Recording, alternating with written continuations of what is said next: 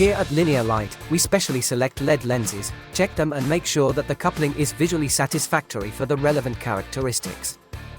We then go on to perform a whole series of tests on the performance of the LED lens coupling, photometry and color tests.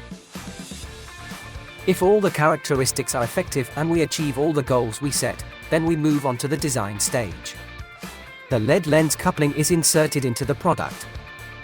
At the end of the design stage, we take the prototype to the mock-up room to see how the light behaves.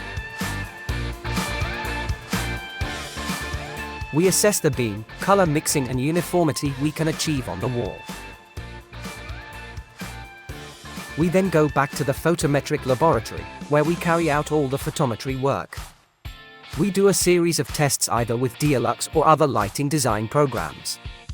The last step for our prototype, once the first design phase is over, is to return here to the mock-up room and test the article in an installation as close to reality as possible.